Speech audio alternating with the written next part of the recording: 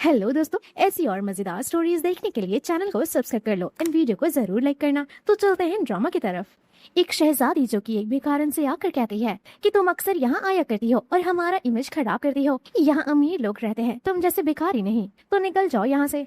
तभी मिस्टर यूमिंग आते हैं और कहते हैं कि वो सिर्फ एक भिखारन है, आप उसके स्टैंडर्ड की नहीं हैं। इन लोगों के मुंह लगना अच्छी बात नहीं होती। जिसके बाद यूमिंग भिखारन के पास जाता है और रोकते हुए माफी मांगता है। कहता है कि मेरा भाई कोमा में जाने से पहले उसने मुझे कहा था कि मैं अक्सर गरीबों की रिस्पेक्ट करूं और हमेशा उनकी हेल्प करूं, तो ये कार्ड मेरी तरफ से और मैं उनकी तरफ से माफी मांगता हूं। लेकिन ये भिखारन कहती है कि मुझे इन सब चीजों की जरूरत नहीं है, तुम अपनी इच्छा बताओ, मैं तुम्हारी इच्छा पूरी करूंगी। ये सुनकर यूमिंग हैरान हो जाता है और कहता है कि ये कैसा मजाक कर रही हो, तुम्हारे पास खुद के पहनने के लिए ढंग के कपड़े तक नहीं है, तुम रोड पर भीख मांगती हो, तुम मेरी इच्छा कैसे पूरी कर सकती हो। यहाँ यूमिंग इसे जॉब करने के लिए कहता है और इग्नोर करके जाने लगता है। लेकिन ये लड़की कहती है कि तुम्हें ट्रस्ट करना होगा, बिना ट्रस्ट के ये दुनिया नहीं टिकी है, तुम्हें एक बार आजमा कर तो देखना चाहिए। यूमिंग कहता है कि अगर तुम इतनी ही ज्यादा डेस्परेट हो तो सुन लो मेरी इच्छा। मेरी इस वक्त सबसे बड़ी इच्छा यही है कि मेरा भाई कोमा से बाहर आ जाए। ये लड़की कहती है कि मैं तुम्हारा कोई भी सपना सच कर सकती हूँ, बेहतर होगा कि तुम अपने लिए मांगो।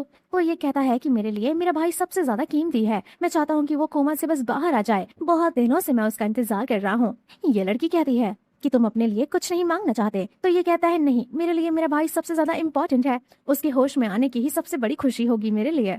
तो ये लेडी कहती है ठीक है, ठीक, मैं तुम्हारी विश अभी तुरंत पूरी करती हूँ। जिसके बाद यूमिंग इस लेडी को अपने भाई के पास लेकर आता है। यहाँ डैड सवाल करते हैं कि तुम इस भिखारन को यहाँ क्यों लेकर आए हो। यूमिंग कहता है कि डैड, इसका कहना है कि ये मेरे भाई को ठीक कर सकती है। तो डैड यहाँ गुस्सा करते हैं और कहते हैं क्या तुम पागल हो गए हो, रोड से आई हुई भिखारन इसकी बीमारी कैसे ठीक कर सकती है। यहाँ खड़ी दो लेडीज कहती हैं कि सच में यूमिंग तुम बहुत ही ज्यादा मासूम हो, रोड के भिखारन भी तुम्हें बेवकूफ बना देते हैं। इतने सालों से हमने मेडिसिन की स्टडी करी है, अगर हम इसे क्योर कर पाते तो हम तो क्योर कर देते, आखिर रोड पर पड़ी भिखारन इसका इलाज कैसे निकाल सकती है। ये लड़कियां इस लेडी को फ्रॉड बोलती हैं। यहाँ ये लेडी कहती है कि 5000 ईयर्स पहले एशियंट बुक में हमेशा ये लिखा जाता था और ये चीजें सिखाई जाती थी कि कभी भी लोगों का पहनावा, शक्ल, उनके कैरेक्टर को जज नहीं करना चाहिए। तुम सोच भी नहीं सकते कि वो कैसे होते हैं, उनके पहनावे के पीछे उनका क्या असली चेहरा होता है। यहाँ डैड कहते हैं कि हवा में बातें करना बंद करो, हम लोग खानदानी रईस हैं, इस कंट्री में जाने माने लोगों में आते हैं और अगर तुमने हमें स्कैम करने की कोशिश करा तो तुम्हारे साथ बहुत ही बुरा होगा।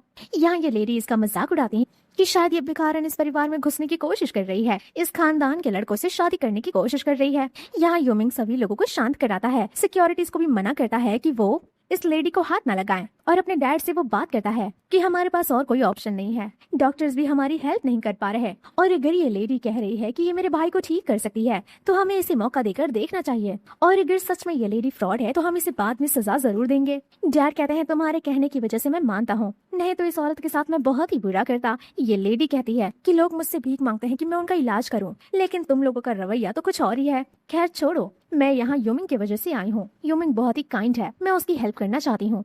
यहाँ यूमिंग इस लेडी से वादा करता है कि अगर आपने मेरे भाई को ठीक कर दिया तो मैं आपसे शादी करूंगा, प्रॉपर्टीज आपके नाम पर कर दूंगा। ये देख कर ये लेडी फिर से इसका मजाक उड़ाती है कि भिखारी लोग मेडिसिन प्रैक्टिस कैसे कर सकते हैं, इनके पास पैसे कहाँ से आते हैं, ये लोग थोड़े मोड़े स्कैम सीख कर ऐसे मासूम लोगों को बेवकूफ बनाते हैं। यहाँ यूमिंग सभी लोगों को शांत होने के लिए कहता है। जिसके बाद ये लेडी यंग मास्टर को चेक करना शुरू करती है, लेकिन ये देखकर डैड कहते हैं कि तुम ये क्या करने की कोशिश कर रही हो। यहाँ सारी लड़कियां भी बोलने लगती है कि हमें पता था कि ये यहाँ पर किसी गंदे इरादे से आई है, देखिए ये किस तरीके से मास्टर को टच कर रही है। यहाँ गार्ड्स को बुलाया जाता है लेकिन यूमिंग सभी को रोकता है। ये लेडी बताती है कि इसे हार्ट डिसीज है और तो और एक साइड में शॉक ALS भी है। जिसके बाद लेडी कहती है कि तुम एक बार में देखकर बीमारी कैसे बता सकती हो। दूसरी लेडी कहती है कि मैंने 5 साल मेडिसिन की स्टडी करी है और मैं एक बहुत ही अच्छी फिजिशियन हूँ, लेकिन तुम जिस बीमारी का नाम बता रही हो मैंने उस बीमारी का नाम आज तक नहीं सुना। यहाँ डैड कहते हैं लेकिन सच में इसे हार्ट डिसीज है, डॉक्टर का यही कहना था। जिसके बाद ये लेडी कहती है हार्ट डिसीज है वो तो सबको पता चल जाता है, वो तो मुझे भी पता चल रहा है, हम लोग ब्रीथिंग देखकर ही बता सकते हैं कि सामने वाले बंदे को हार्ट डिसीज है, लेकिन इसका मतलब ये नहीं है कि ये बेकार है, इनका ट्रीटमेंट कर सकती है। तभी इस लेडी को मॉम का कॉल आता है।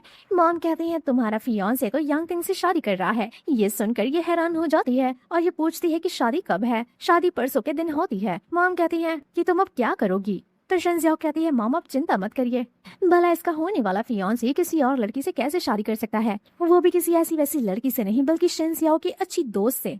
ये कहती है मॉम मैं सब हैंडल कर लूंगी। नेक्स्ट सीन में हम देखते हैं शेंजियाओ यहाँ सभी को बताती है कि ये बहुत ही रेयर डिसीज है, मैंने अपनी जिंदगी में ये डिसीज पहली बार देखा है, हालांकि मैंने इस डिसीज के बारे में बहुत पढ़ा है।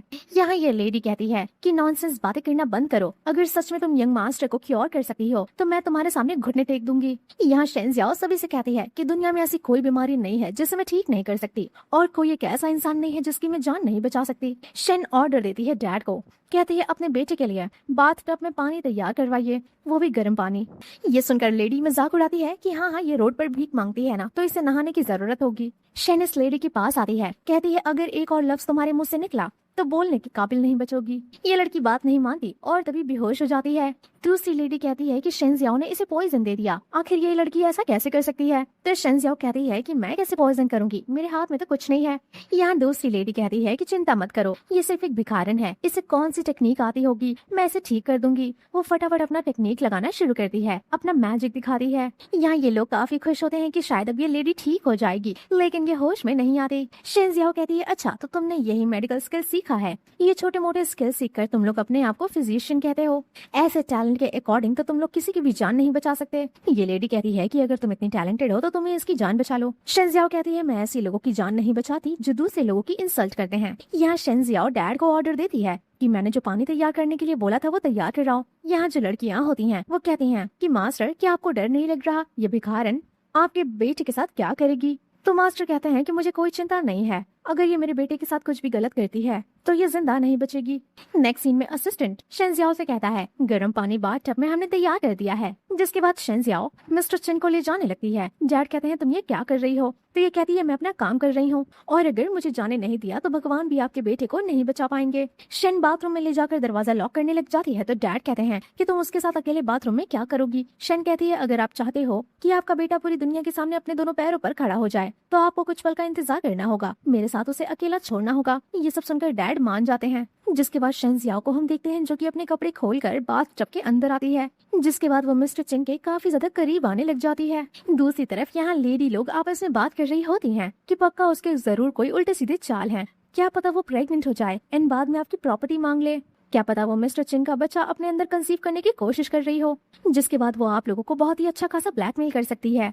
ये सब सुनकर मास्टर को काफी ज्यादा चिंता होने लग जाती है अपने रेपुटेशन और अपने बेटे की। यहाँ दूसरी लेडी कहती है कि जब मैं उसे ठीक नहीं कर सकती तो ऐसे रोड के भिखारन कैसे ठीक कर सकती है, थोड़ा प्रैक्टिकल होके सोचो। वो दरवाजा खोलने जाते हैं लेकिन यूमिंग रोते हुए कहता है कि हमारे पास कोई दूसरा ऑप्शन नहीं है, बड़े बड़े डॉक्टर्स तक हार मान चुके हैं, हमें इंतजार करना होगा। डैड सवाल कहते हैं कि आखिर तुम्हें ये औरत कहाँ मिली, तो ये बताता है रोड साइड। ये सुनकर डैड गुस्सा करते हैं और कहते हैं कि तुम कितने बेवकूफ हो, रोड पर कोई भी लड़की मिली और तुम उसे उठाकर घर ले आए ट्रीटमेंट करने के लिए, ये लड़की ने तो तुम्हें स्कैम कर दिया। ये सब देखकर डैड को काफी गुस्सा आता है एंड वो दरवाजा खोलकर अंदर आ जाते हैं। दोनों लोगों को बिना कपड़ों का देखकर सभी लोग कहते हैं कि जिस बात का डर था वही हुआ, ये मिस्टर चिन का इस्तेमाल कर रही है। यहाँ मास्टर इस लड़की को रोकने की कोशिश करते हैं लेकिन शेन ऐसा जादू करती है कि वो तो बहुत दूर जाकर गिरते हैं। यहाँ एक लेडी कहती है कि वो भिखारन देखो मिस्टर चिन को किस कर रही है। दूसरी लेडी कहती है कि अगर मुझे पता होता कि चिन फैमिली इतनी ज्यादा बेवकूफ है तो मैं भी इन्हें बेवकूफ बनाकर इस फैमिली में आ जाती और मिस्टर चिन के मजे ले लेती।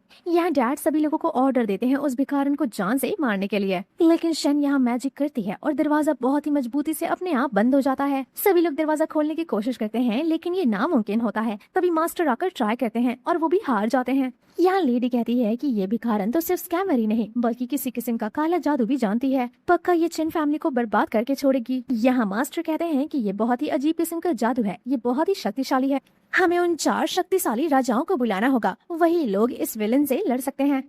दूसरी तरफ शेन जो कि मिस्टर चिन को किस करने की कोशिश कर रही होती है और यहाँ अपना मैजिक कर रही होती है। मिस्टर चिन के नस नस में वो अपना जादू चला देती है और वो हवा में लटक जाते हैं। दूसरी तरफ वो 4 शक्तिशाली राजा लोग यहाँ आ जाते हैं उस विलन से लड़ने के लिए। यहाँ मास्टर कहते हैं कि उस बाथरूम के अंदर एक भिखारन है जिसके अंदर काली शक्तियाँ हैं, जल्दी से ये दरवाजा खोलो, मुझे अपने बेटे को बचाना है। यहाँ मास्टर कहते हैं कि आप चिंता मत करिए, हमारे होते हुए आपके बेटे को कुछ नहीं होगा, हमारी शक्ति के सामने उसकी शक्ति कुछ भी नहीं है। पहले आते हैं मास्टर और ट्राई करते हैं और कहते हैं कि ये तो बहुत ही शक्तिशाली है, जिसके बाद वो 4 लोगों को एक साथ ट्राई करने के लिए कहते हैं, लेकिन फिर भी ये 4 लोग मिलकर भी ये दरवाजा नहीं खोल पाते। दूसरी तरफ हम शेन को देखते हैं जिसका जादू धीरे धीरे काम कर रहा होता है और मिस्टर चिन धीरे धीरे होश में आ रहे होते हैं। लेकिन तभी वो हैरान हो जाते हैं और कहते हैं कि तुम कौन हो, मेरे साथ तुम यहाँ बाथरूम में क्या कर रही हो। वो काफी गुस्सा करने लगते हैं। शेन वार्निंग देती है कि अभी अभी तुम ठीक हुए हो, गुस्सा मत करो। वो इतना गुस्सा करते हैं कि वो दोबारा से बेहोश हो जाते हैं। शेन कहती है देखा, मैंने मना किया था ना कि अभी अभी होश में आए हो, दिमाग पर इतना जोर मत दो। दूसरी तरफ हम देखते हैं कि ये राजाओं के राजा कहता है कि इस दरवाजे के पीछे कोई बहुत ही भयानक राक्षस है। आखिर वो इतना शक्तिशाली कैसे हो सकता है? हम चारों की शक्तियाँ कुछ भी नहीं है उसके सामने। यहाँ डैड कहते हैं कि मैं चिन फैमिली का हूँ, आखिर मेरे साथ कोई ऐसा कैसे कर सकता है? कोई एक भिखारी आकर इस बाथरूम के अंदर घुस गया और वो अपनी शक्तियों का गलत उपयोग कर रहा है। मेरे साथ ऐसा करने की किसी के अंदर इतनी हिम्मत कहाँ से आ सकती है? अगर ये बात बाहर पता चली तब तो मेरी इंसल्ट हो जाएगी। लोगों की नजर में मैं एक नंबर का बेवकूफ बन जाऊंगा। यहाँ असिस्टेंट को ये ऑर्डर देते हैं कि यहाँ इस पृथ्वी पे जितने भी बड़े बड़े समॉन मास्टर्स और पावरफुल विलेन हैं सभी को बुलाओ इस इंसान को मारने के लिए।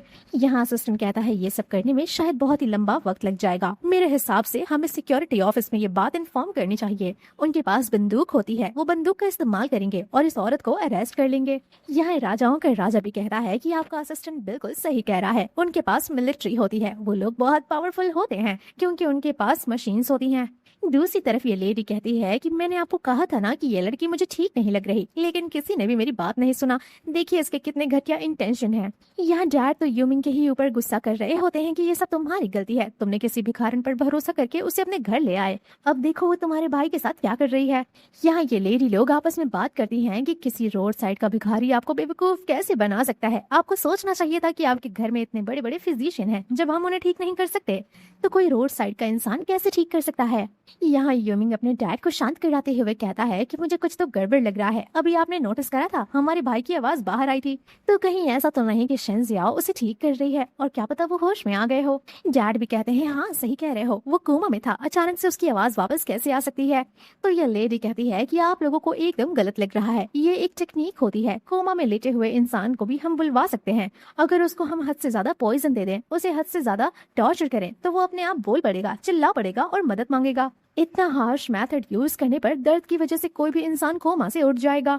ये सब सुनकर मास्टर और भी ज्यादा परेशान हो जाते हैं कि उनके बेटे के साथ इतना ज्यादा बुरा हो रहा है। दूसरी लेडी कहती है कि अगर सच में उस भिखारन ने हमारे मास्टर को ठीक कर दिया है तो बताइए मास्टर अभी तक बाहर क्यों नहीं आए, इतना लेट वो अंदर क्या कर रहे हैं। मास्टर कहते हैं कि अब हम और इंतजार नहीं कर सकते, दरवाजे को कुछ भी करके तोड़ो, मैं उस भिखारन को अपने हाथों से मारूंगा। ये लोग अपनी पूरी कोशिश करते हैं, पूरी जान लगा देते हैं। दूसरी तरफ हम देखते हैं शेन जियाओ को जो कि मिस्टर चिन के ऊपर बहुत ही फोकस से मैजिक कर रही होती है। यहाँ मिस्टर चिन धीरे धीरे करके दर्द महसूस करना शुरू कर देते हैं। तभी यहाँ सिक्योरिटीज भी पहुंच जाते हैं और सवाल करते हैं कि कहाँ है वो भिखारन। डैड कहते हैं प्लीज हमारी मदद करिए, नहीं तो आज चिन परिवार का पूरा रेपुटेशन मिट्टी में मिल जाएगा। यहाँ डैड बताते हैं कि वो मेरे बेटे को अंदर बाथरूम में लेकर है, ये दरवाजा खुलने का नाम ही नहीं ले रहा क्योंकि उसने किसी किस्म का काला जादू करके रखा है। जिसके बाद ये सभी लोग बंदूक निकाल कर उस दरवाजे पर बंदूक चलाते हैं, लेकिन ये बंदूक भी फेल हो जाता है और दरवाजा खुलने का नाम नहीं लेता। ये सब देखकर दूसरी लेडी कहती है कि मुझे तो लग रहा है कि शायद आज मिस्टर चिन की जान चली जाएगी। वो लड़की सच में बहुत ही ज्यादा शक्तिशाली है, जरूर वो किसी किस्म की शैतान है। जिसके बाद इनकी नजर पड़ती है उस लड़की पर जिससे शेन जियाओ ने जहर दे दिया था। वो पूरी पीली पड़ रही है और अभी तक होश में नहीं आई। ये देखकर सिक्योरिटी और भी ज्यादा कंसर्न हो जाता है कि आखिर वो लड़की है क्या चीज। यहाँ ये दोनों लेडी कहती हैं कि हमने पूरी कोशिश किया ये जानने की कि ये कौन सा जहर है, लेकिन हमें कुछ भी पता नहीं चल रहा। हम दोनों बहुत ही बड़े फिजिशियन डॉक्टर हैं, अगर हम पता नहीं कर सकते कि ये कौन सा पॉइजन है तो जरूर इसका मतलब ये कोई काला जादू है। सिक्योरिटी कहता है कि अगर वो काला जादू जानती है तो हम भी उसे हैंडल नहीं कर सकते, हमें किसी ऐसे इंसान को इन्फॉर्म करना होगा जिसके पास सुपर पावर हो। ये लोग तैयारी करते हैं किसी ऐसे इंसान को ढूंढने के लिए, लेकिन तभी शेन जियाओ की आवाज आती है कि इसकी कोई जरूरत नहीं है क्योंकि मैं बाहर आ गई हूँ। यहाँ ये लेडी कहती है कि इस औरत को काट कर कुत्तों में खिला दो। सभी लोग इसकी तरफ बंदूक तान लेते हैं। शेन कहती है तुम ये क्या फालतू की बकवास कर रही हो, मैंने तुम्हारे घर के सदस्य को ठीक किया है और तुम लोग मेरे साथ ऐसा बिहेव करोगे। ये लोग हैरान हो जाते हैं, क्या सच में तुम मिस्टर चिन को ठीक कर दी हो? तो ये कहती है विश्वास नहीं हो रहा है तो चेक कर लो, कुछ ही घंटों में ये होश में आ जाएगा, इसकी सारी बीमारी ठीक हो चुकी है, ये एक नॉर्मल इंसान की तरह बन चुका है। ये लेडी आकर चेक करती है, ये कहते हुए कि फिर से ये सबको बेवकूफ बना रही है, लेकिन हैरान होते हुए कहती है कि ये तो मास्टर का पल्स बिल्कुल नॉर्मल हो गया है, क्या सच में ये ठीक हो गए हैं? यूनिक भी सवाल करता है क्या तुम सच कह रही हो, क्या सच में मेरा भाई बिल्कुल ठीक हो गया है, क्या वो कुछ ही घंटों में उठ जाएगा? यहाँ इमोर्टल हीलर आती है चेक करने के लिए। वो भी हैरान हो जाती है, कहती है सच में इसके पल्स नॉर्मल हो गए हैं, क्या सच में ये ठीक हो गया है? सभी लोग इसका फेस देखकर कहते हैं कि इसका फेस कलर भी चेंज हो गया है, ये बिल्कुल नॉर्मल दिख रहा है। यहाँ डैड शेंजियाओ से सवाल करते हैं तुमने ये कैसे किया, इसका शुक्रिया करते हैं। यहाँ दूसरी लेडी जो कि फिजिशियन होती है उसका कहना होता है कि कहीं तुम सेंट ऑफ मेडिसिन तो नहीं हो, क्योंकि हम लोगों ने भी मेडिसिन की पढ़ाई की है, लेकिन इस बीमारी का इलाज सिर्फ सेंट ऑफ मेडिसिन ही कर सकते हैं। दूसरी लेडी कहती है कि इम्पॉसिबल, ऐसा कैसे हो सकता है, आखिर सेंट ऑफ मेडिसिन किसी किस्म के भिखारन कैसे हो सकते हैं? यहाँ शेंजियाओ कहती है गेस करना बंद करो, मैं कौन हूँ ये ज्यादा इम्पोर्टेंट नहीं है, इसका ठीक होना इम्पोर्टेंट था, मैंने अपना काम कर दिया है। शेंजियाओ यहाँ से जाने लगती है कि तभी यूमिंग रोकता है और कहता है मैंने कहा था कि अगर आप मेरे भाई की जान बचाएंगी तो मैं आपसे शादी करूंगा, तो मुझे अपना वादा पूरा करना है। शन कहती है क्या तुम सच में एक भिखारन से शादी करना चाहते हो? तो ये कहता है हाँ मैं आपसे शादी करना चाहता हूँ, और तो और मैं आपको ढेर सारी प्रॉपर्टी तोहफे में देना चाहता हूँ। यहाँ डैड भी कहते हैं कि इवन तुम यूमिंग से ही नहीं बल्कि हमारे बेटे चिंग बड़े बेटे से भी शादी कर सकती हो, सब कुछ तुम्हारा हो जाएगा।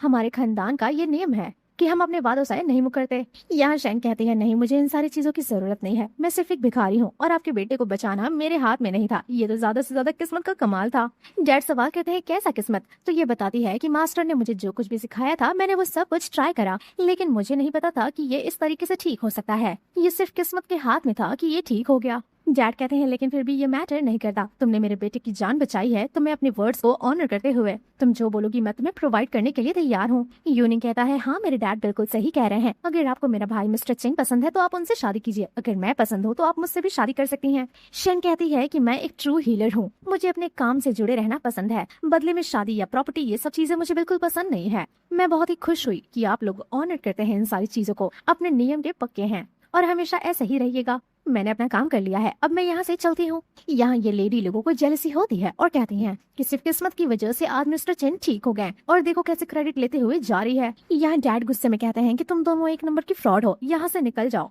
ये लोग कहते हैं कि हम आपकी बेटी का ट्रीटमेंट नहीं कर सकते, लेकिन हम किसी की भी बीमारी को ठीक कर सकते हैं। डैड कहते हैं कि अगर अभी की अभी यहाँ से नहीं निकली तो मैं कुत्तों को तुम लोगों को खाने के लिए छोड़ दूंगा। जिसके बाद ये लेडीज यहाँ से चली जाती हैं। यहाँ सिक्योरिटी भी कहता है कि ये लड़की तो सच में काफी अच्छी थी, अब हम लोगों को यहाँ से चलना चाहिए। सभी लोगों के जाने के बाद यहाँ मास्टर कहते हैं कि वो भिखारन कोई ऑर्डिनरी पर्सन बिल्कुल भी नहीं थी। डैड यहाँ अंदाजा लगाते हैं कि सोचो हम लोगों ने उसे इतनी सारी प्रॉपर्टी ऑफर करा बट उसने इतनी आसानी से मना कर दिया, जैसे कि वो हम लोगों से भी ज्यादा पावरफुल हो या फिर उसके पास हमारे से भी ज्यादा प्रॉपर्टी हो। सोचो वो कह रही थी कि उसने ये सब कुछ कहीं सीखा है, किसी मास्टर से सीखा है, लेकिन जिस हिसाब का उसका पावर था, जिस हिसाब से ये दरवाजा लॉक था, उस हिसाब से तो यही समझ में आता है कि वो कोई शक्तिशाली और बहुत ही महान लड़की है।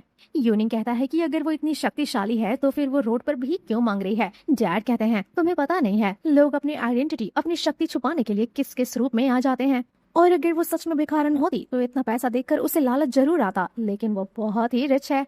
तभी मिस्टर चिंग यहाँ चिल्लाने लग जाते हैं और उन्हें होश आ जाता है। डैड यहाँ काफी ज्यादा खुश होते हैं कि फाइनली तुम उठ गए। ये होश में आते उसी लड़की की बात करता है कि आखिर में बाथरूम में किस लड़की के साथ था। यहाँ यूनिंग बताता है कि आप कोमा में थे, हम लोगों ने दुनिया भर के डॉक्टर को ढूंढा लेकिन कोई भी आपको ठीक नहीं कर सका।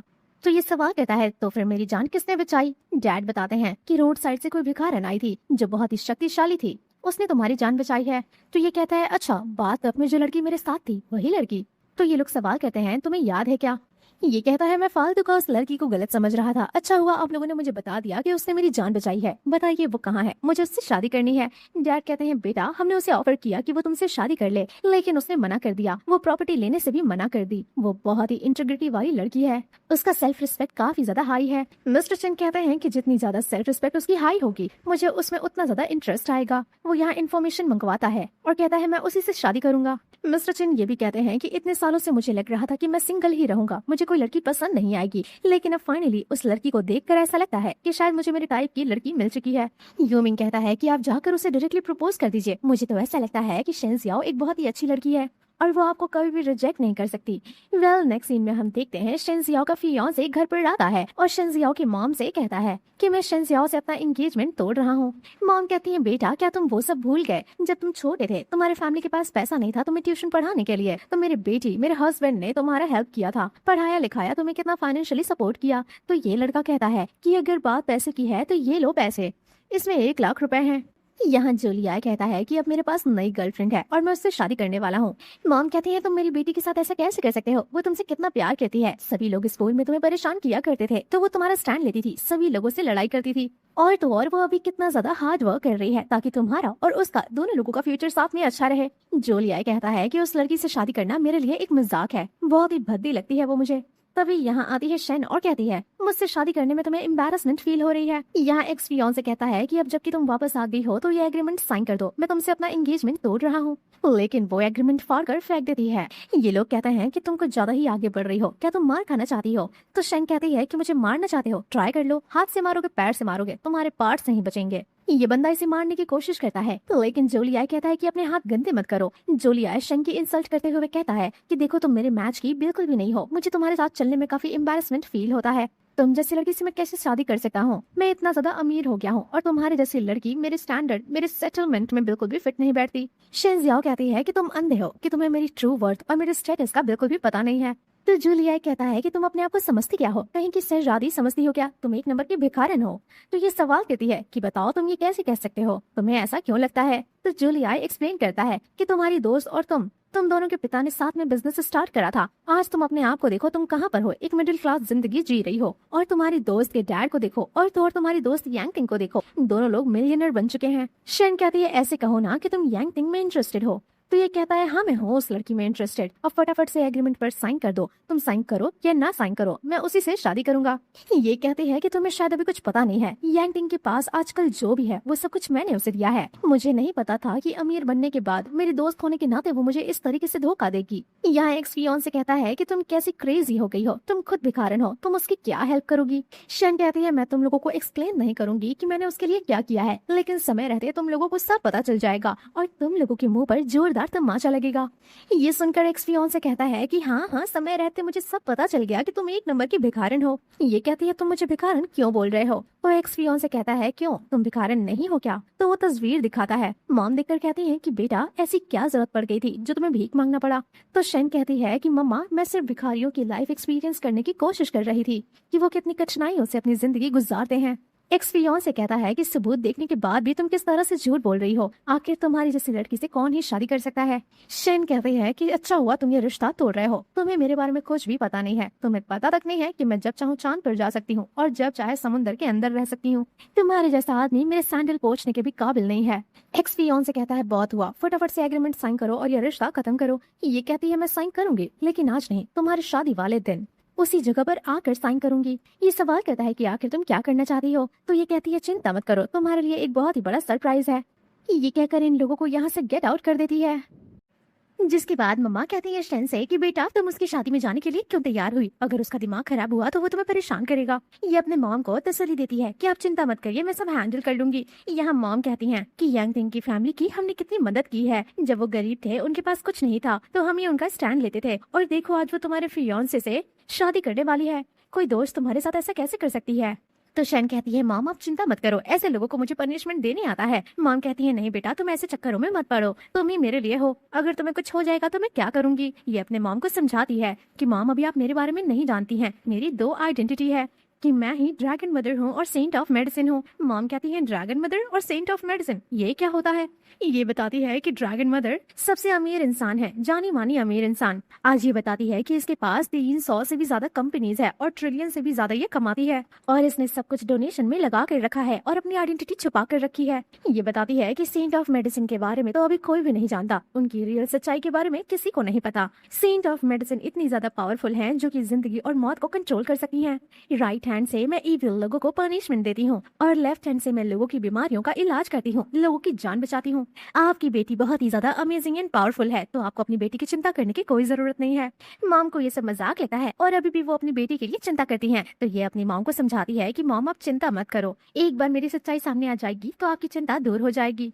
दूसरी तरफ यांग टिंग कहती है क्या वो हमारी शादी में आने वाली है? तो जोली कहता है हाँ वो हमारी शादी में आने के लिए बोली है और हमें सरप्राइज भी देने के लिए बोली है। यहाँ दूसरा दोस्त कहता है कि यांग टिंग तुम बहुत ही ज्यादा अमीर हो गई हो, शायद वो तुम्हें ब्लैकमेल करने के लिए आना चाहती है। तो यांग टिंग कहती है कि अगर वो मुझे ब्लैकमेल करेगी उसे पता चलेगा कि वो किससे पंगा ले रही है। यहाँ जोली भी कहता है कि पक्का वो हमारी शादी में आकर जरूर कोई प्रॉब्लम क्रिएट करेगी। यांग तिंग कहती है तुम चिंता मत करो, मैं किसी भिखारन से नहीं डरती, उसकी कोई औकात नहीं है मेरे सामने खड़े होने की। यहाँ दूसरा दोस्त कहता है मैं तो पर्सनली उसके हाथ पैर तोड़ दूंगा अगर वो शादी में कोई भी प्रॉब्लम क्रिएट की तो। यांग तिंग कहती है मैं तो चाहती हूँ कि वो शादी में आए, मैं सभी के सामने एक्सपोज करना चाहती हूँ कि उसका शक्ल इतना खूबसूरत है लेकिन वो एक नंबर की भिखारन है। यांग तिंग कहता है कि मेरे पास भी इस चीज का सबूत है, हम लोग शादी में उसे सभी के सामने बेइज्जत कर सकते हैं, ये देखो मेरे पास वीडियो है उसकी भीख मांगते हुए वीडियो। यांग तिंग कहती है बढ़िया, आने दो उसे बहुत ही मजा आने वाला है। नेक्स्ट सीन में हम यांग तिंग की वेडिंग का सीन देखते हैं और वो सभी गेस्ट का वेलकम करती है। यांग तिंग कहती है कि आज मेरी शादी है और मैं बहुत ही बड़ी खुशखबरी आप लोगों से शेयर करना चाहती हूँ और वो ये है कि वर्ल्ड की सबसे मिस्टीरियस ड्रैगन मदर हमारे साथ सीक्रेट कॉन्ट्रैक्ट साइन करने वाली है। ड्रैगन मदर ग्रुप का नाम सुनकर सभी लोग हैरान हो जाते हैं कि हमने उन्हें पहले कभी नहीं देखा है, अगर हम उन्हें आज देखते हैं तो हम बहुत ही खुश नसीब होंगे। वो बहुत ही रिच है, उनके पास ढेर सारी कंपनीज भी है और वो ब्यूटीफुल भी है। सभी लोग यहाँ यांग तिंग की तारीफ करते हैं कि वो बहुत ही टैलेंटेड है कि उसने ड्रैगन मदर के साथ सीक्रेट कॉन्ट्रैक्ट साइन कर लिया है, बहुत ही वेल कैपेबल लड़की है ये। तभी दूसरी लड़की आकर कहती है कि वेल हमारे ग्रूम को भी तो वेलकम करना होगा, जिसके बाद यांग तिंग कहती है कि ऑल राइट, वेलकम करते हैं हमारे सबसे हैंडसम ग्रूम का, और एंट्री होती है जोली की। जोली स्टेज पर आकर कहता है कि मैं बहुत ही लकी हूँ कि मुझे यांग तिंग जैसी हार्ड वर्किंग और ब्यूटीफुल बीवी मिली है, मैं जिंदगी भर इसे प्यार करूंगा और मैं चाहता हूँ कि हर जन्म में यही मेरी बीवी बने। खैर तभी शेंजियाओ की एंट्री होती है। शेंजियाओ को देखकर आए हुए सभी गेस्ट घटिया बातें करते हैं कि ये पक्का इसके हस्बैंड को चुराने के लिए आई है। दोस्त कहती है कि मैंने तो तुम्हें इन्वाइट भी नहीं किया था, क्या तुम यहाँ पर खाना खाने के लिए आई हो? तो जोली कहता है कि हाँ ये खाना खाने आई होगी क्योंकि ये तो भिखारी है, शायद इसे आज भीख नहीं मिली होगी। यह शेंजियाओ कहती है कि तुम तो मेरी बेस्ट फ्रेंड थी, तुम मेरे साथ ऐसे कैसे कर सकती हो? यांग तिंग कहती है कि तुमने अपनी शक्ल देखी है, तुम मेरी बेस्ट फ्रेंड बनने लायक भी हो, प्रिटेंड करना बंद करो कि मेरी जैसी लड़की तुम्हारी दोस्त बन सकती है। शेंजियाओ कहती है इसका मतलब तुम हमारी दोस्ती को नकार रही हो। यांग तिंग कहती है मैं क्यों नकारूंगी, हमारी कोई दोस्ती है ही नहीं, मुझे देखो मैं एक बिजनेस ओनर हूँ और ड्रैगन मदर ग्रुप के साथ आज मैं सीक्रेट कॉन्ट्रैक्ट भी साइन करने वाली हूँ। मेरी जैसी वेल कैपेबल लड़की तुम्हारी दोस्त कैसे बन सकती है जबकि तुम तो रोड पर भीख मांगती हो? मैंने तो तुम्हें यहाँ इनवाइट तक नहीं करा था, बेशर्मों की तरह तुम यहाँ मुंह उठा कर चली आई। सभी लोगों से वो कहती है कि देखिए मैंने इस लड़की को यहाँ इनवाइट तक नहीं करा था, आप ही लोग बताइए मुझे इसके साथ क्या करना चाहिए। शेंजियाओ कह रही है अगर तुम्हें तमाशा करना है तो मैं रियल पिक्चर शुरू करती हूँ। यहाँ शेंजियाओ सभी लोगों को बताती है कि जोलियाई मेरे साथ शादी करने वाला था, ये रहा हमारा मैरिज कॉन्ट्रैक्ट। सभी लोग कहते हैं इसका मतलब जोलियाई अपनी बीवी पर चीट करके यांग तिंग से शादी कर रहा है।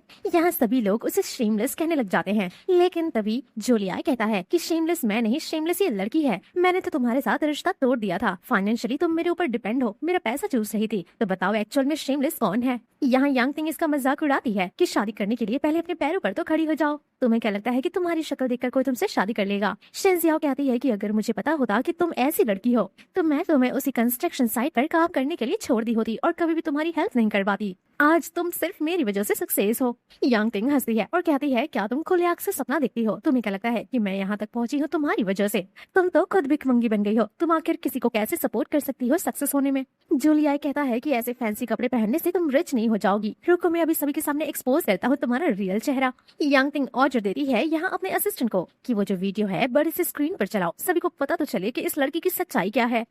जिसके बाद यहाँ स्क्रीन पर वीडियो चलाई जाती है और सभी लोग देखते हैं कि शेंजियाओ तो एक नंबर की भिखारन है, सभी लोगों से उल्टी सीधी बातें बोलने लग जाते हैं। जोलियाई कहता है कि अब आप लोगों ने अपनी आंखों से देख लिया कि ये भिखारन है, ये खुद को भी सपोर्ट नहीं कर सकती, मेरे ऊपर रिलाय होना चाहती है जिंदगी भर के लिए और मेरा पैसा यूज करना चाहती है, तो मैं ऐसे भिखारन से क्यों शादी करूँ?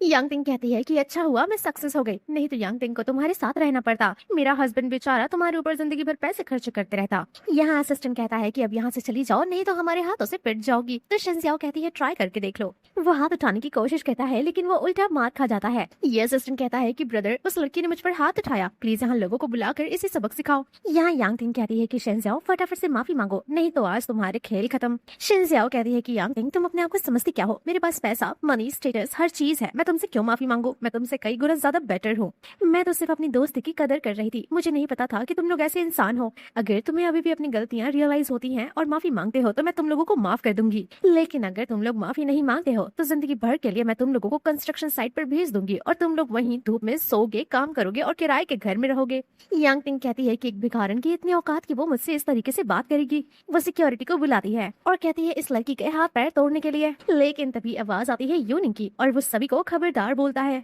यूनिंग को देखकर ये लड़कियां सवाल करती हैं कि तुम कौन हो, तो वो बताता है कि मैं चिन का सेकंड ब्रदर हूँ। तो ये लोग कहते हैं कि हमने कभी किसी चिन का नाम नहीं सुना है, न जाने ये कौन है। जूलाई तो ये भी कहता है कि जरूर ये भी भिखारन होगा, इसे सपोर्ट करने आया है फैंसी कपड़े पहनकर। यूनिंग कहता है क्या तुम लोग एक नंबर के अंधे हो, तुम लोगों को समझ में नहीं आता कि चिन कौन है। मेरे फादर गॉड ऑफ वेल्थ के किंग हैं। यंग किंग कहती है कि क्या तुम पागल हो गए हो, क्या तुम खुले आंखों से सपने देख रहे हो। यूनिंग कहता है मैं यहाँ कोई मजाक नहीं कर रहा हूँ, अगर किसी ने भी इस लड़की को हाथ लगाया तो तुम लोगों को जिंदगी भर पछताना पड़ेगा। यंग किंग कहती है चलो एक मिनट के लिए मैं मान लेती हूँ कि तुम्हारे फादर बहुत ही रिच है, लेकिन तुम ये बताओ कि तुम्हारा शेंजियाओ के साथ क्या रिश्ता है। यूनिंग कहता है कि ये मेरी सिस्टर इन लॉ है। ये लोग हैरान हो जाते हैं, क्या ये तुम्हारी भाभी है। यानिंग मजाक उड़ाती है कि पहले तुम बोलते हो कि तुम चिन फैमिली से हो, फिर कहते हो कि ये तुम्हारी भाभी है। तुम्हारा झूठ मुझे बिल्कुल भी समझ में नहीं आ रहा। और तभी जूलाई कहता है कि मैं चिन ग्रुप को जानता हूँ और तुम जिनकी बात कर रहे हो वो बहुत ही रिच हैं। जब भी वो बाहर निकलते हैं तो वो सिक्योरिटी के साथ घिरे हुए होते हैं, और तुम अगर उनके बेटे हो तो तुम इतने फ्रीली कैसे घूम सकते हो, क्या तुम हमें बेवकूफ समझते हो। यूनिंग कहता है कि मुझे फ्रीडम के साथ रहना पसंद है, मुझे सिक्योरिटीज पसंद नहीं, मैं अकेले चलना पसंद करता हूँ। यहाँ शेंजियाओ यूनिंग से कहती है कि पहले तो मुझे भाभी बोलना बंद करो, हमारा तो कोई ऐसा रिश्ता ही नहीं है। यूनिंग कहता है कि आपने मेरे भाई की जान बचाई है और कुछ भी हो जाए वो आपसे शादी करेंगे, आपको प्रपोज करेंगे, तो ऐसे हुई आप मेरी भाभी। शेंजियाओ कहती है देखो ये बहुत ज्यादा हो रहा है, मैंने सिर्फ अपना काम किया है और तुम लोग मेरे पीछे ही पड़ गए हो शादी करने के लिए, मुझे कोई रिवॉर्ड या फेवर की जरूरत नहीं है। यूनिंग कहता है कि अगर मेरे भाई ने कोई फैसला ले लिया तो कोई उस फैसले के अगेंस्ट नहीं जा पाता और ना ही कोई उनके फैसले को बदल पाता है। और तो और मेरे बड़े भाई को ये भी पता चल गया है कि आपके एक्स फियोंसे ने आपके साथ क्या किया है, तो अब तो वो और भी वेट नहीं करेंगे। यांग तिंग कहती है इन लोगों का ड्रामा खत्म नहीं हो रहा है, इन दोनों को यहाँ से बाहर निकाल कर फेंको। तभी यहाँ पर जूली का असिस्टेंट कहता है कि शेंजियाओ थोड़ी खूबसूरत है, क्यों ना मैं उसे रख लूं, मैं उसे थोड़े पैसे दे दूंगा और वो मेरा ख्याल रखेगी। यांग तिंग कहती है सुना तुमने, असिस्टेंट तुम्हें पसंद करता है, तुम्हारी तो किस्मत खुल गई, चलो असिस्टेंट से शादी कर लो। यह जूली कहता है कि हाँ हाँ आज तो डबल हैप्पीनेस होगी, आज हमारी भी शादी है, असिस्टेंट की भी हो जाएगी। जूली ये भी कहता है क्या हुआ अगर तुम मुझसे शादी नहीं कर पाई, तुम इससे तो शादी कर ही सकती हो, ये भी तो हमारे ही खानदान से है, हम इसे अच्छा खासा पेमेंट देते हैं, तुम्हारा छोटा मोटा खर्चा तो ये उठा ही लेगा।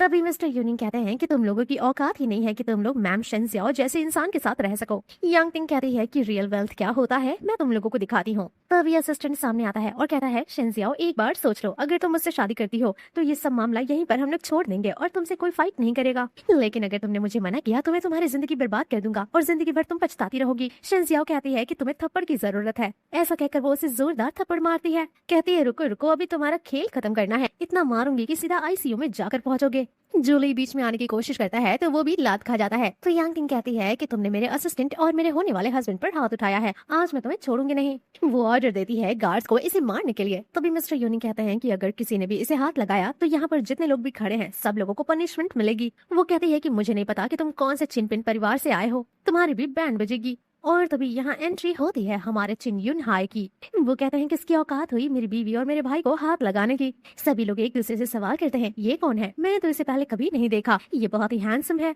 यांग तिंग सवाल करती है तुम कौन हो। मिस्टर चिन कहते हैं मैं कौन हूँ, ये जानकर तुम क्या करोगी। यहाँ चिन युन हाई अपने छोटे भाई यूमिंग को शुक्रिया कहता है और कहता है कि मैं तुम्हें ट्रीट दूंगा, पहले मुझे इन लोगों को हैंडल करने दो। यांग तिंग कहती है कि इतने सारे एक्टर्स यहाँ आ गए हैं और नाटक कर रहे हैं, मेरी शादी है या कोई ड्रामा। सबसे पहले मिस्टर चिन शुक्रिया कहते हैं कि थैंक यू मेरी जान बचाने के लिए, मैं आपसे शादी करना चाहता हूँ, आप मुझे पसंद आ गई हैं, मेरे रिश्ते को कबूल करके मुझ पर मेहरबानी दिखाइए। शन कहती है मैंने तुम्हारी जान बचाया तो मुझे रिवॉर्ड में शादी नहीं चाहिए। चिन कहता है लेकिन आप मेरे साथ बाथ टब में थी, मैं आपके साथ जिंदगी गुजारना चाहता हूँ। शन कहती है क्या तुम पागल हो गए हो, हमारे बीच में वैसा कुछ नहीं हुआ है। तो चिन कहता है बट मेरी नजर में वो पहला मोमेंट था, ये मोमेंट पहले मैंने किसी के साथ नहीं किया है। सभी लोग सुनकर हैरान हो जाते हैं कि शन किसी लड़के के साथ बाथ टब में थी। चिन कहता है कि आप पहली औरत हैं जिसने मुझे हाथ लगाया है और मैं आपसे शादी करूंगा और जिंदगी आपके साथ गुजारूंगा। शन कहती है तुम बहुत ही ज्यादा ओल्ड जमाने के हो। तो ये कहता है हाँ पहले मैं ओल्ड जमाने का हूँ लेकिन मैं लॉयल हूँ। शन कहती है फिलहाल के लिए तो ये ड्रामा मुझे सॉल्व करना है। मिस्टर चिन कहते हैं ये सब आप हमारे ऊपर छोड़ दीजिए। यहाँ मिस्टर चिन कहते हैं कि मैंने सब कुछ पता कर लिया, ये आपका बॉयफ्रेंड था बचपन से जिसने आपको धोखा दिया सिर्फ पैसों के लिए, और दूसरी आपकी बेस्ट फ्रेंड जिसकी आपने इतनी ज्यादा मदद की लेकिन फिर भी वो एहसान फरामोश निकली। इन दोनों ने मिलकर आपको धोखा दिया है, तो आज मैं अपनी बीवी के लिए, होने वाली बीवी के लिए रिवेंज लूंगा। जूली कहता है कि ये नाटक करना बंद करो, तुम लोग कहाँ से आ गए हो, तुम लोगों को कितने पैसे मिले हैं इतनी एक्टिंग करने के लिए, तुम लोग चिन फैमिली से कैसे हो सकते हो, चिन फैमिली का लड़का किसी भी कारण से शादी करने के लिए डेस्परेट कैसे हो सकता है। यहाँ दोस्त फिर से वीडियो चलवाती है और कहती है देखो अपने आंखों से देख लो, क्या तुम सच में इस भिखारन से शादी करना चाहते हो। यहाँ चिन युन हाई कहता है कि भले ही वो भिखारन है, लेकिन मेरे लिए वो सबसे रिचेस्ट पर्सन है। उसने मेरी जान बचाई है, उससे ज्यादा स्पेशल मेरे लिए इस दुनिया में कोई नहीं है। जूली कहता है कि ये फिल्मी डायलॉग तुम कहाँ से सीख कर आए हो? कोई तुम्हारे जैसा बेवकूफ कैसे हो सकता है? तुम चिन परिवार के बारे में जानते भी हो? चिन परिवार का बेटा ना तो ऐसी जगह पर आएगा और ना तो ऐसी लड़की से शादी करेगा। यहाँ वो सभी से कहता है कि आप लोगों को लगता है कि मास्टर शिन का बेटा ऐसी लड़की से शादी करेगा, तो सभी लोग कहते हैं नहीं, ऐसा कभी नहीं हो सकता।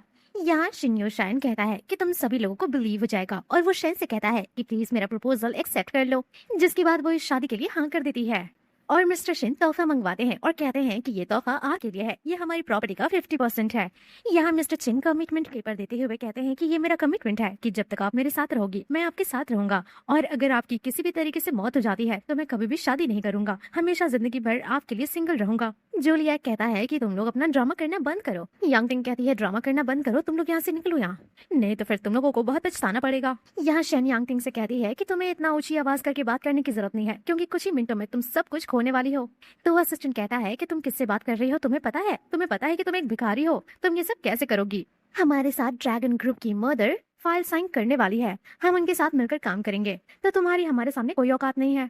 ये कहती है शायद तुम लोगों को नहीं पता कि जो सीक्रेट कॉन्ट्रैक्ट है वो मैंने ही दिया है। तो ये लोग हैरान हो जाते हैं। यांग टिंग कहती है तुम ये क्या बकवास बातें कर रही हो? क्या तुम अपने आप को ड्रैगन ग्रुप की मदर समझती हो? तो ये सभी के सामने कहती है कि हाँ तुम सही समझ रही हो, मैं ही ड्रैगन ग्रुप की मदर हूँ। यांग टिंग कहती है जरूर तुम्हें कुछ हो गया है, या तो तुम पागल हो गई हो। ड्रैगन ग्रुप की मदर आएंगी और तुम्हें ऐसा करते हुए देखेंगी तो तुम्हें पनिशमेंट देंगी। हस्बैंड कहता है कि वाइफी तुम्हें ऐसा नहीं करना चाहिए, ड्रैगन ग्रुप की मदर कोई ऐसी वैसी इंसान नहीं है, उनका नाम तुम अपने ऊपर ऐसे नहीं लगा सकती। यांग टिंग कहती है तुम लोग क्या फुसर फुसर कर रहे हो, मेरे सामने बात करो। जिसके बाद शेन का हस्बैंड मिस्टर चिन इसे थप्पड़ मारता है, लेकिन ये दोबारा शेन से थप्पड़ मार खा जाती है। यहाँ गार्ड लोग आगे बढ़ते हैं मारने के लिए, लेकिन तभी चिन अपने सिक्योरिटी को ऑर्डर देकर सभी गार्डों को मार देता है।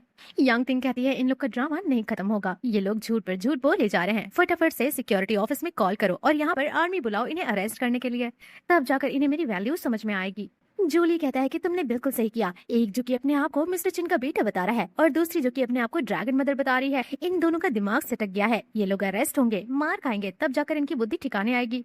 यहाँ मिस्टर चिन कहते हैं कि घबराओ मत, मैं तुम लोगों की कंपनी को ब्लैक लिस्ट कर दूंगा। लेकिन तभी शेन कहती है कि तुम्हें ये सब करने की जरूरत नहीं है, मैं यांग टिंग के बैकग्राउंड को बहुत ही अच्छे से जानती हूँ, मैं एक बार अपना मामला सुलझा लूं, फिर मैं इसे खुद ब्लैक लिस्ट में डाल दूंगी। यांग टिंग कहती है तुम्हें क्या लगता है कि मैं तुम्हारी पुरानी वाली दोस्त हूँ? भूलो मत कि मैं बहुत ही सक्सेसफुल हो चुकी हूँ और मैं तुम्हें ऐसे ही खत्म कर सकती हूँ। तुम्हारी जैसी भिखारन मुझे ब्लैक लिस्ट करेगी, तुम अपने आप को समझती क्या हो? यहाँ जोली कहता है कि अच्छा हुआ मैं तुमसे शादी कर रहा हूँ, अच्छा हुआ कि मुझे पता चल गया कि ये एक नंबर की गवार है, ये अपने आप को ड्रैगन मदर कह रही है, तुम अगर नहीं होती तो न जाने मेरा क्या होता, ये लड़की तो मेरी जिंदगी बर्बाद कर देती। यहाँ यांग टिंग कहती है तुम्हें पता है जब तुम इसके बॉयफ्रेंड थे, जब तुम उसके साथ एंगेज थे, तो मुझे बहुत ही बुरा लगता था कि तुम्हारे जैसा अच्छा लड़का ऐसी दो कौड़ी की लड़की के साथ रह रहा है।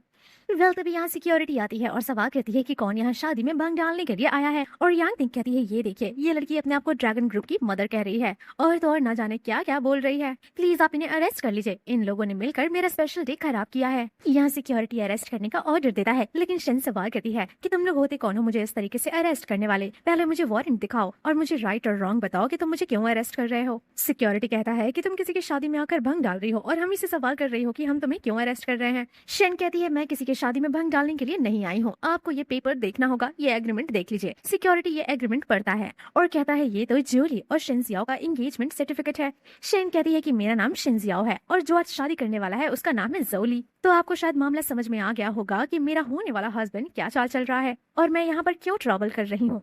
जोली कहता है प्लीज सिक्योरिटी आप इसकी बात मत सुनिए, मैं तो बहुत साल पहले इससे इंगेज्ड हुआ था, लेकिन मुझे क्या पता था कि ये भिखारन बन जाएगी, इसके पास कुछ भी नहीं बचेगा, मैं इसके साथ रहता तो ये सिर्फ मेरे पैसों का इस्तेमाल करती और मुझे एम्बैरस करती। जोली कहता है कि मैंने इससे रिश्ता तोड़ने से पहले इसे इन्फॉर्म किया था और तो और मैंने इसे कंपनसेशन भी ऑफर किया था, लेकिन फिर भी ये यहाँ पर सीन क्रिएट कर रही है। यह मिस्टर चिन कहते हैं अच्छा जोली तो तुम ये कह रहे हो कि मेरी बीवी शेनजियाओ इस शादी में आकर ड्रामा क्रिएट कर रही है, वो भिखारन है। सिक्योरिटी सवाल करता है तुम कौन हो, तो ये बताता है कि मेरा नाम है चिन यूहाई और मैं चिन दाफू का बेटा हूँ, जिन्हें गॉड ऑफ वेल्थ के नाम से जाना जाता है। ये सब सुनकर सिक्योरिटी हैरान हो जाता है। तभी जोली कहता है कि प्लीज इसकी बातों पर भरोसा मत कीजिए, ये भी इस लड़की के साथ मिलकर यहाँ ड्रामा करने आया है। जिसके बाद जोली यहाँ पर वो वीडियो लगवाता है प्रूफ के नाम पर। सिक्योरिटी कहता है कि ये शेनजियाओ तो भिखारन है, ये रोड पर भीख मांग रही है। जोली कहता है कि देखिए ये एक नंबर की भिखारन है, इसने मुझसे वादा करा था कि ये मेरे लिए घर खरीदेगी, मेरे लिए गाड़ी खरीदेगी, लेकिन इसकी ये सच्चाई सामने आने के बाद मैंने इसे छोड़ दिया। यहाँ ये किसी लड़के के साथ आई है, हमें बेवकूफ बना रही है। ये लड़का भी इसी की तरह नाटक कर रहा है, कोई अमीर ज्यादा होने का, जरूर इसका नया बॉयफ्रेंड होगा। जूली सवाल करता है सिक्योरिटी से, क्या आपने कभी सुना है कि इतना अमीर ज्यादा आकर किसी भिखारी लड़की को शादी के लिए प्रपोज करेगा? सिक्योरिटी कहता है कि मैंने सोचा भी नहीं था कि कोई फ्रॉड या इतना ज्यादा स्मार्ट होगा कि वो एक सिक्योरिटी को भी फ्रॉड करने की कोशिश करेगा। सिक्योरिटी इन्हें अरेस्ट करने का ऑर्डर देता है, लेकिन शेन कहती है कि तुम भरपाई नहीं कर पाओगे, इसीलिए मुझसे दूर खड़े रहो। सिक्योरिटी कहता है कि तुम फ्रॉड या हो, तो वो सवाल करती है, पहले मुझे बताओ कि मैंने क्या फ्रॉड किया है। तभी यांगटिंग कहती है कि ये अपने आप को ड्रैगन मदर होने का दावा करती है। सिक्योरिटी कहता है, क्या क्या तुमने इतना बड़ा गुनाह किया है?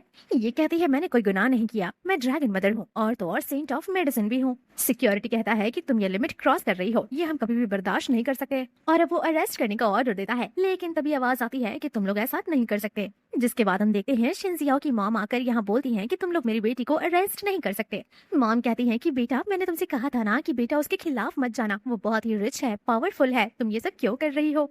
शन कहती है, मॉम आप चिंता मत करो, मैं उनसे भी ज्यादा रिच एंड पावरफुल हूँ, और सबसे बड़ी बात कि मैं सही हूँ। यहाँ मॉम यांगटिंग से कहती हैं कि हमेशा से मैं बचपन से देखते आ रही हूँ, मेरी बेटी के पास जब भी कुछ अच्छा होता था या बुरा होता था, वो सब कुछ तुमसे शेयर करती थी, कुछ भी खाती थी तुम्हारे साथ खाती थी, खेलती थी तुम्हारे साथ खेलती थी, इवन अपने नए कपड़े तक तुमसे शेयर करती थी। तो तुम उससे उसका बॉयफ्रेंड कैसे छीन सकती हो? उसकी दोस्त होकर तुम उसे उतना बड़ा धोखा कैसे दे सकती हो? तुम्हें वो अपना बहन की तरह ट्रीट करती थी। यांगटिंग कहती है कि मैंने उसके बॉयफ्रेंड को चुराने की बिल्कुल भी कोशिश नहीं की है, यही मेरे लाइफ में प्रॉब्लम क्रिएट कर रही थी। यहाँ ये लड़की ऑर्डर देती है कि आप मेरी चिंता मत करिए सिक्योरिटी, प्लीज इस लड़की को अरेस्ट करिए, हमें शादी करनी है, लेट हो रहा है। सिक्योरिटी अरेस्ट करने का ऑर्डर देता है, लेकिन तभी एक अंकल कहते हैं कि ये मेरी भतीजी है, प्लीज उसके साथ ऐसा मत करिए, मेरी भतीजी बहुत ही अच्छी है, वो बहुत ही काइंड और इनोसेंट है, वो हमेशा गरीबों की मदद करती है, वो हमारी भी मदद की है, वो एक बहुत ही नेक दिल इंसान है, और तो और हमेशा वो गरीबों की मदद करती है, हमारी बच्चियों की ट्यूशन फीस तक वो भर दिया करती है। एक आंटी कहती है, जब मैं हॉस्पिटल में थी और मैं बहुत ही ज्यादा बीमार थी, तो उसने मेरे हॉस्पिटल का सारा बिल भरा था। सिक्योरिटी कहता है कि भले ही वो नेक दिल इंसान है, लेकिन फिर भी वो शादी में आकर किसी की शादी बर्बाद कर रही है, और तो और भिखारन होने का नाटक करके लोगों को लूट रही है, और सेंट ऑफ मदर और ड्रैगन मदर होने का दावा कर रही है। ये तो बहुत ही बड़ा क्राइम है। ये कहती है सिक्योरिटी, तुम सच में बेवकूफ हो क्या? मैं भिखारन बन के लोगों के पैसे लूट कर गरीबों की ही मदद करूंगी, ये दिमाग तुम्हारे पास कहाँ से आया? यांगटिंग कहती है, कुछ भी हो जाए अब तुम नहीं बचोगी, तुम अरेस्ट होकर रहोगी। शेन का हस्बैंड कहता है कि सबसे पहले मैं तुम्हारी ट्रेडिंग कंपनी को बंद करता हूँ, हमेशा के लिए शट डाउन। ये कहती है तुम्हारी औकात से बाहर है। तभी यहाँ पर कॉल लगाया जाता है, सभी लोग यहाँ हंसते हैं। सिक्योरिटी भी हैरान होता है कि ये सन ऑफ गॉड वेल्थ का बेटा है। सिक्योरिटी यहाँ पर वार्निंग देता है कि तुम किसी और का नाम लेकर अपने आप का नाम बता रहे हो, ये भी एक बहुत ही बड़ा क्राइम है, अगर वो रियल पर्सन यहाँ आ गए तो तुम्हें सजा हो सकती है। मिस्टर चिन कहते हैं कि मैं कोई यहाँ पर नाटक नहीं कर रहा, मैं उन्हीं का बेटा हूँ और मेरा नाम चिन यू हाई है, तुम्हें विश्वास करना होगा, विश्वास नहीं हो रहा तो जाकर पता लगा लो। सिक्योरिटी आईडीज मांगता है, लेकिन मिस्टर चिन कहते हैं, मुझे माफ करिएगा, जब भी मैं ट्रैवल करता हूँ तो मेरा सब कुछ मेरे असिस्टेंट लोगों के पास होता है, तो आप मेरे असिस्टेंट से मांग लीजिए। यांगटिंग कहती है, ये एक नया झूठ है, तुम यहाँ झूठ बोल रहे हो, आईडी तो सबके पास होती है। यूमिंग कहता है, ब्रदर मैंने कॉल कर दिया है इसकी ट्रेडिंग कंपनी को शट डाउन करने के लिए। तो यांगटिंग कहती है, तुम लोगों का ड्रामा खत्म कब होगा, मैं थक चुकी हूँ। बड़ा ये मजाक उड़ा रही होती है, तभी यांगटिंग को कॉल आता है। न्यूज सुनकर तो इसकी हालत ही खराब हो जाती है। हस्बैंड कहता है, डार्लिंग क्या हुआ? तो ये बताती है कि हमारा commerce trading company shut down हो गया है और तो और ब्लैकलिस्ट कर दिया गया है, हम उसे दोबारा से ऑन नहीं कर सकते। यहाँ असिस्टेंट सोचता है कहीं ऐसा तो नहीं कि सच में ये लोग गॉड ऑफ वेल्थ के बेटे हैं। पार्टी में आए हुए सभी लोग हैरान हो जाते हैं कि सच में ये son of God of wealth का बेटा है, हम लोग इसके सामने खड़े हैं, हमें विश्वास नहीं हो रहा। यांगटिंग कहती है, इम्पॉसिबल, ऐसा नहीं हो सकता, और अगर सच में ये इतना ज्यादा अमीर है तो ये एक भिखारी को क्यों प्रपोज करेगा, इसे तो बहुत ही अच्छे ऑप्शंस मिल सकते हैं। यहाँ जूली कहता है कि ये इस भिखारन के साथ इसलिए है क्योंकि इस भिखारन का शक्ल और बॉडी थोड़ी अच्छी है। तभी आता है असिस्टेंट और कहता है कि मैं इससे शादी करना चाहता था, लेकिन कोई नहीं, तुम्हारे जैसे लड़के ही इसे डिजर्व करते हैं। ये सुनकर मिस्टर चिन इसे थप्पड़ मारते हैं और कहते हैं कि तुम इस लड़की का टॉयलेट साफ करने के लिए भी डिजर्व नहीं करते।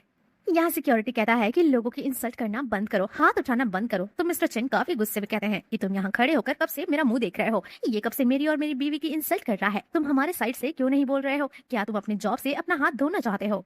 यहाँ सिक्योरिटी हैरान हो जाता है और सभी लोगों को डांट लगाता है, यांगटिंग को और जूली को भी, कि तुम लोग भी लिमिट क्रॉस करके बातें कर रहे हो, मैं एक लॉ का डिपार्टमेंट हूँ, अगर मुझे कोई भी क्राइम होते हुए दिखेगा तो मैं यहाँ आकर किसी को भी अरेस्ट कर लूंगा। ऐसा कहकर वो चला जाता है और यांगटिंग कहती है कि प्लीज शेन को अरेस्ट करते हुए ले जाओ, लेकिन सिक्योरिटी कोई बात नहीं सुनता। नेक्स्ट सीन में हम देखते हैं कि यांगटिंग दोबारा से कहती है कि अपनी आइडेंटिटी यहाँ पर प्रूव करो, जिसके बाद वो कहता है ठीक है अब मैं प्रूव करता हूँ। अपने डैड को वो कॉल करके कहता है कि मैं अभी जियांग जाओ में हूँ और यहाँ पर लोग मुझे बुली कर रहे हैं, प्लीज डैड आप जल्दी से यहाँ आ जाइए।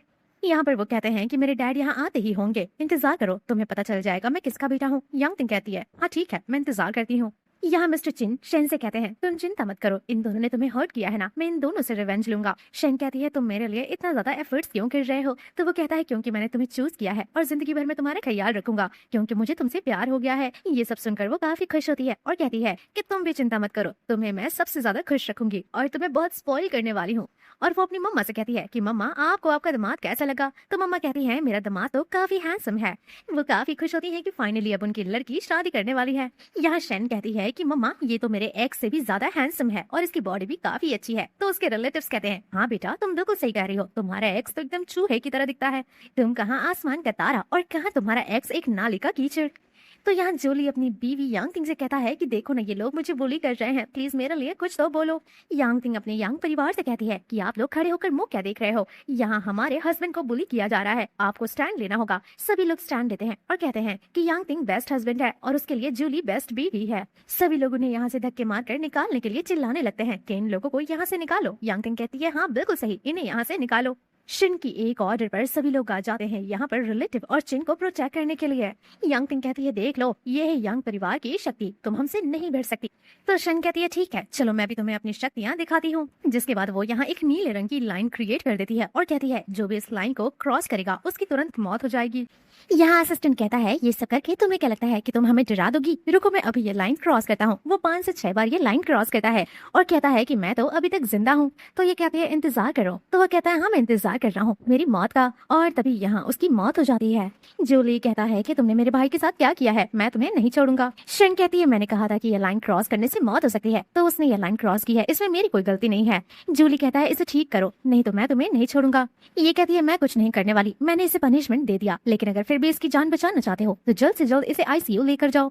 जूली कहता है कि तुम बहुत ही घटिया लड़की हो, मैंने तुमसे शादी नहीं की इसीलिए तुमने मेरे भाई के साथ इतना बुरा किया, मैंने कभी सोचा भी नहीं था कि तुम ऐसे इंसान हो। यहाँ यांग तिंग वार्निंग देती है कि ड्रैगन ग्रुप मदर के साथ मैंने कॉन्ट्रैक्ट किया है, मैं तुम सबको नहीं छोड़ूंगी। शिन कहती है तुम मेरी बहुत पुरानी दोस्त हो, लेकिन मैंने तुम्हें कभी भी ये सीक्रेट नहीं बताया, अच्छा हुआ कि मैंने तुम्हें ये सीक्रेट नहीं बताया। वो कहती है कैसा सीक्रेट? शिन सभी लोगों को यहाँ बताती है कि यही फाउंडर है ड्रैगन मदर ग्रुप की और यही है ड्रैगन मदर, और आज तुम्हारे पास जो कुछ भी है वो सब कुछ मैंने तुम्हें दिया है। तुम बहुत ही गरीब थी लेकिन तुम मुझे फॉलो किया करती थी, तुम बहुत ही स्वीट एंड काइंड थी, इसीलिए मैंने तुम्हारी हेल्प किया। मैंने सोचा कि तुम जैसे लोगों को सक्सीड होना चाहिए। मैंने कभी नहीं सोचा था कि तुम एक ऐसी दोस्त बनोगी जो खुद की दोस्त के हस्बैंड पर डोरे डालेगी, और तो और मेरे साथ इतना गलत करने के बाद भी उल्टा मुझे उल्टा सीधा सुना रही हो। जूली कहता है डार्लिंग शांत हो जाओ, यहाँ पर जब ड्रैगन मदर आएंगी तो इसका खेल खत्म हो जाएगा। यहाँ चिन शिन से कहता है कि क्या तुम्हें डर नहीं लगता? तो वो अपने आप को बार बार ड्रैगन मदर का नाम दे रही हो। तो वो अपने हस्बैंड से कहती है क्या तुम्हें भी मुझ पर भरोसा नहीं है? एक बार जरा सोचो, तुम्हें इतनी बुरी बीमारी थी, तुम्हारे डैड इतने ज्यादा अमीर हैं, दुनिया भर से उन्होंने डॉक्टर लाया, कोई भी तुम्हारा ट्रीटमेंट नहीं कर सका। तुम्हें मैं क्या ऑर्डिनरी पर्सन लगती हूँ? वो याद है तुम्हें दरवाजा? कोई दरवाजा खोल तक नहीं पा रहा था, तुम्हारी बीमारी सिर्फ मैंने क्योर की है। तो जरा सोचो कि मैं कौन हो सकती हूँ। यूमिंग कहता है कि ये तो अनबिलीवेबल है, लेकिन मैंने कभी नहीं सुना है कि ड्रैगन मदर को मेडिसिन आती है। तो ये कहती है कि मेरी एक और आइडेंटिटी है। ये लोग सवाल करते हैं कौन सी आइडेंटिटी? तो ये बताती है कि मैं सेंट ऑफ मेडिसिन हूँ। यांग तिंग कहती है बहुत हो गया, तुम्हारा ड्रामा कभी खत्म नहीं होगा, तुम एक नंबर के भिखारन हो, तुम सिर्फ लाइमलाइट में आने के लिए ऐसी बातें कर रही हो। यहाँ एक लड़की कहती है कि सेंट ऑफ मेडिसिन बहुत ही महान इंसान है, वो लोगों की बड़ी बड़ी बीमारियां ठीक करती हैं, वो जिंदा कर देती हैं लोगों को, तुम उनका नाम अपने ऊपर कैसे लगा सकती हो? क्या तुम हमारे हाथों से मरना चाहती हो? यहाँ शेंजियाओ की मॉम तक कहने लग जाती है कि तुम ये कैसी बातें कर रही हो, सब लोग यहाँ तुम्हें पकड़कर मारना शुरू कर देंगे। यहाँ तो एक आदमी आगे बढ़ता है शेंजियाओ को जूतों से मारने के लिए, तब यहाँ सिक्योरिटी आ जाता है और सभी लोगों को रोकता है। यांग तिंग कहती है अच्छा हुआ आप वापस आ गए, इसे फटाफट से अरेस्ट कर लीजिए। सिक्योरिटी कहता है अपना मुंह बंद रखो, और वो मिस्टर चिन के सामने आकर बो करता है और उनसे माफी मांगता है, क्योंकि उसे पता चल जाता है कि चिन युआई कोई ऐसा वैसा इंसान नहीं है, बल्कि वो शहर का सबसे रिचेस्ट पर्सन में से एक है। यांग तिंग कहती है आप फ्रॉड लोगों की साइड कैसे हो गए? तो सिक्योरिटी आकर उसे थप्पड़ मारता है। सिक्योरिटी यहाँ बताता है तुम्हें पता है मैं वापस क्यों आया? क्योंकि मेरे पास कॉल आया और मुझे पता चला कि ये गॉड ऑफ वेल्थ का बड़ा बेटा है। यहाँ सभी लोग हैरान हो जाते हैं, क्या ये सच में सन ऑफ वेल्थ का बेटा है? एक लड़की कहती है मैंने गॉड ऑफ वेल्थ के बेटे को देख लिया, मैं कितनी ज्यादा लकी हूँ। यांग तिंग कहती है कि ऐसा नहीं हो सकता, अगर तुम इतना ज्यादा अमीर हो तो तुम बेगर को क्यों प्रपोज कर रहे हो? मिस्टर चिन कहते हैं कि मैंने इसे क्यों प्रपोज किया ये तुम्हारा जानने का मैटर नहीं है। यांग तिंग चिल्लाते हुए सिक्योरिटी से कहती है कि ये लोग आपको बेवकूफ बना रहे हैं, प्लीज कुछ कीजिए, प्लीज पता कीजिए कि ये कौन है। तो वो कहते हैं क्या मैं तुम्हें बेवकूफ दिखाई देता हूँ? और वो गॉड ऑफ वेल्थ के लौते बड़े बेटे का तस्वीर दिखाते हैं और कहते हैं कि ये फोटो इनके डैड ने मुझे स्पेशली सेंड किया है, अब तुम अपना मुंह बंद रखो। यहाँ यांग टिंग कहता है कि तो क्या हुआ, अगर ये गॉड ऑफ वेल्थ का बेटा है तो हमें क्या लेना देना, ये हमारा कुछ नहीं कर सकता।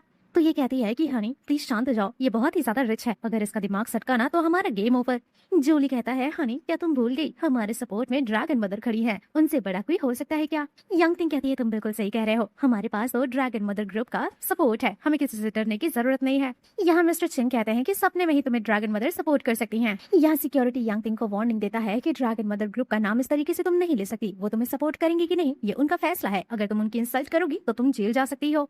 यहाँ जूली और यांग टिंग दोनों लोग कहते हैं कि यहाँ ड्रैगन मदर ग्रुप आने ही वाली है, वो सभी लोगों के सामने हमें सपोर्ट करेंगी, हमारे साथ सीक्रेट कॉन्ट्रैक्ट साइन करेंगी, फिर पता चल जाएगा कि हम कैसे हैं। शिनजियाओ कहती है कि अभी भी टाइम है, शांत हो जाओ, तुम्हें कभी भी ड्रैगन मदर ग्रुप सपोर्ट नहीं करेगी। यांग टिंग कहती है तुम अपने आप को समझती क्या हो। यहाँ यांग टिंग ये भी कहती है कि जैसे ही ड्रैगन मदर ग्रुप का यहाँ पर पर्सन आएगा सभी के सभी लोगों का मुंह बंद हो जाएगा, और तभी यहाँ पर ड्रैगन मदर ग्रुप का असिस्टेंट या फिर उनके साथ काम करने वाला पर्सन आता है। इसे देखकर सभी लोग यहाँ हैरान हो जाते हैं। यांग टिंग कहती है कि देखो यहाँ पर ये आग है, सभी लोग घुटने टेको, सभी लोग यहाँ नीचे बैठ जाते हैं। मिस्टर चिन भी नीचे बैठने वाले होते हैं कि तभी शेन मना कर देती है। यहाँ यांग टिंग कहती है कि अंकल मैं आपको बताने ही वाली थी, ये लोग चिन परिवार के हैं, ये लोग यहाँ आकर हमारी शादी में हमारा दिन खराब कर रहे हैं, और तो और हमारी कंपनीज के साथ भी खिलवाड़ कर रहे हैं। और ये लड़की जो कि अपने आप को ड्रैगन मदर ग्रुप की पर्सन बता रही है, इसका कहना है कि यही ड्रैगन मदर है, और तो और इसके साथ चिन ग्रुप का ये बेटा ये यहाँ पर आकर हमारे कंपनी को डिसोन करने के लिए कह रहा है। इसका कहना है कि ये हमारी कंपनी को ब्लैकलिस्ट कर सकता है। अंकल हैरान हो जाते हैं, क्या इसने यांग कंपनी का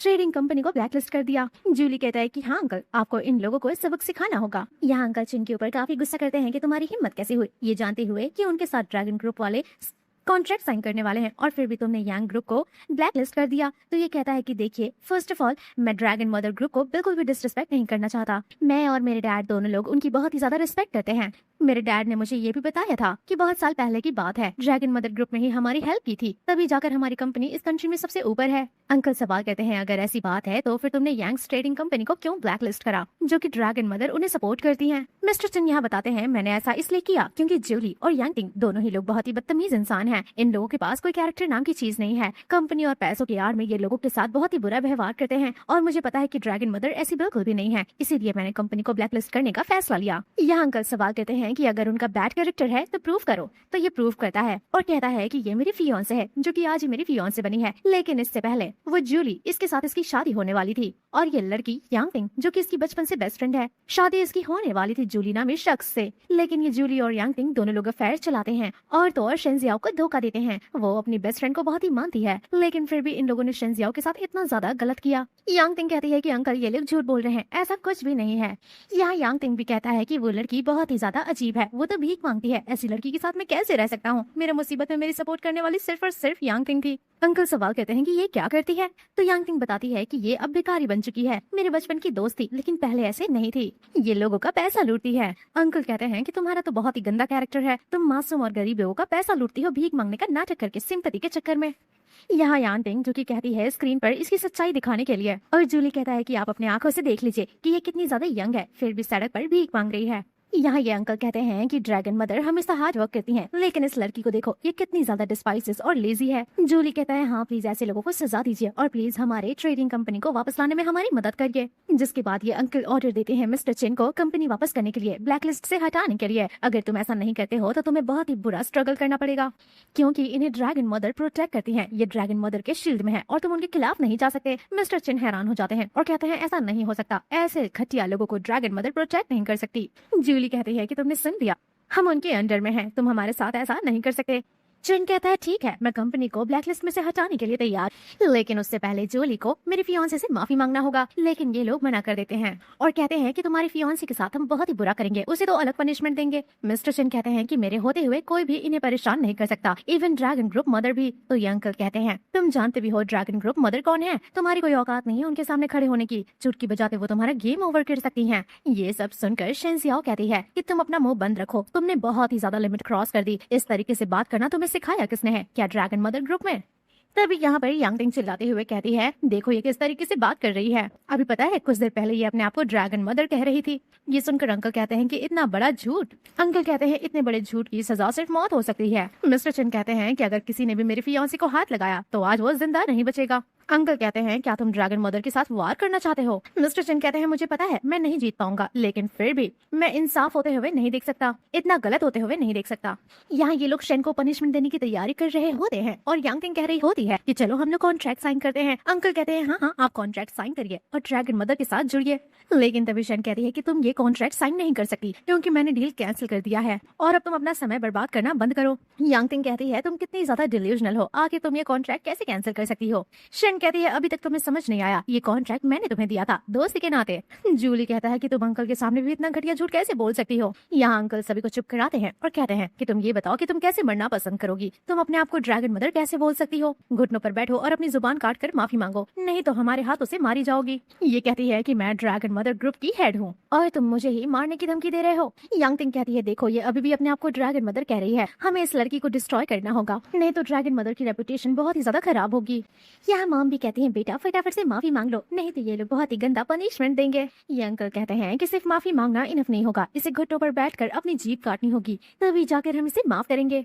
यहाँ मॉम कहती हैं कि बेटा तुमने बहुत ही गलत किया है, ये हमारी फैमिली स्पॉइल कर देंगे, तुम्हारे साथ न जाने क्या करेंगे, प्लीज माफी मांग लो। मॉम कहती है कि तुम्हें ऐसा नहीं करना चाहिए था, लेकिन शेन कहती है कि मामा फालतू का टेंशन ले रही हो, ऐसी कोई बात नहीं है, मैं ही ड्रैगन मदर हूँ। लेकिन मॉम शांत करा देती है कि अब तुम फालतू बात करना बंद करो। हस्बैंड भी कहता है मैंने मना किया था ना, लेकिन वाइफ ही कहती है कि तुम्हें भी लग रहा है कि मैं झूठ बोल रही। जिसके बाद शेन किसी को कॉल करती है और तो और जितने भी कॉन्ट्रैक्ट्स होते हैं सब कैंसिल करने के लिए कहती है। इसका एक्स कहता है कि अब नाटक करना बंद करो, सभी को तुम्हारी असलियत पता चल चुकी है। यांगटिंग कहती है कि अगर तुम शांति से अपनी गलती मान लेती तो सब लोग तुम्हें छोड़ देते, लेकिन तुम गलती यहाँ पे गलती की जा रही हो। जिसके बाद अंकल को हेडक्वार्टर से कॉल आता है और वो बताते हैं कि सीक्रेट कॉन्ट्रैक्ट को कैंसिल कर दिया गया है। सभी लोग यहाँ पर हैरान हो जाते हैं। अंकल बताते हैं कि ये डिसीजन हेडक्वार्टर से लिया गया है। तो यहाँ पर यांगटिंग और जूली कहते हैं कि ऐसा कैसे हो सकता है, ये लड़की गॉड मदर कैसे हो सकती है। जिसके बाद यहाँ यांगटिंग को भी कॉल आता है और पता चलता है कि सारे के सारे क्लाइंट्स जितने भी ऑर्डर्स होते हैं वो सब कुछ कैंसिल कर चुके होते हैं, इसकी कंपनी बैंकक्रप्ट हो चुकी होती है। ये सवाल करती है कि तुमने ये सब कैसे किया? शेनजाओ कहती है मैंने कहा ना कि मैं ही ड्रैगन मदर हूँ और तो और मैं अपने सिर्फ एक ऑर्डर से बिजनेस वर्ल्ड में कुछ भी कंट्रोल कर सकती हूँ। यांगटिंग बौखला जाती है, कहती है तुम भिखारी हो, तुम ड्रैगन मदर नहीं हो सकती। यहाँ अंकल सवाल करते हैं लेकिन मैंने सुना है कि ड्रैगन मदर गोल्डन मास्क पहनती हैं और वो मास्क उनका सिंबल है। यहाँ अंकल कहते हैं कि अभी भी तुम्हारी आइडेंटिटी प्रूफ नहीं हुई है, फटाफट से अपनी आइडेंटिटी प्रूव करो। तो शेनजाओ कहती है क्या तुम लोग पागल हो, मैंने इतनी सारी मीटिंग्स इतने सारे कॉन्ट्रैक्ट्स कैंसिल कर दिए, तुम लोगों के बिजनेस को मैंने स्पॉइल कर दिया और अभी भी तुम लोगों को समझ में नहीं आ रहा कि ड्रैगन मदर कौन है। यहाँ ड्रैगन मदर परेशान हो चुकी होती है और अब वो अपने असली रूप में आती हैं। ये रूप देखकर सभी लोग हैरान हो जाते हैं। उनके चेहरे पर गोल्डन मास्क जो कि ड्रैगन मदर की आइडेंटिटी है। ऐसा देखकर सभी लोग अपने घुटनों पर बैठ जाते हैं, माफी मांगते हैं। शेन कहती है कि मॉम अंकल आप लोग क्यों नील कर रहे हैं, आप लोग खड़े हो जाइए, आप लोग मुझसे बड़े हैं, मैं आप लोगों की रिस्पेक्ट करती हूँ। यहाँ जो शेन के रिलेटिव होते हैं वो हाथ जोड़कर थैंक यू बोलने लगते हैं भगवान को कि हमारे फैमिली में गोल्डन मदर है, हम तो बहुत ही ज्यादा लकी हैं। मॉम कहती है देखो देखो तुम्हारे husband and brother in law अभी तक नील कर रहे हैं, उन्हें बोलो खड़े होने के लिए, वो तुम्हारा हस्बैंड है। वो उन्हें खड़ा होने के लिए कहती है और कहती है कि हम दोनों फैमिली हैं, तुम ऐसा क्यों कर रहे हो। यहाँ ब्रदर इन लॉ कहता है कि सिस्टर इन लॉ आप तो अमेजिंग हो। तो शेनजियाओ कहती है मेरे होते हुए तुम लोगों को कोई परेशान नहीं कर सकता। वेल अब ये यांगटिंग की क्लास लगाती है तो यांगटिंग कहती है मुझे माफ कर दो, मुझे नहीं पता था कि तुम ड्रैगन मदर हो, प्लीज क्या हम वापस से दोस्त बन सकते हैं। ये लड़की अपने आप को खूब थप्पड़ मारती है और कहती है प्लीज मुझे माफ कर दो, प्लीज मुझे वापस से दोस्त बना दो। लेकिन शेनजियाओ भी थप्पड़ मारती है। शेनजियाओ कहती है कि अगर मैं ड्रैगन मदर नहीं होती तो तुम लोग तो मेरे साथ ऐसा ही व्यवहार करते, तो क्या ये अच्छी बात है। शेन यहाँ अपने एक्स से भी कहती है ना तो तुम्हारे पास घर है, ना तो प्रॉपर्टी है और ना ही पैसा है, तुम्हें क्या लगता है कि तुम मेरे लायक हो, तुम ड्रैगन मदर के लायक हो।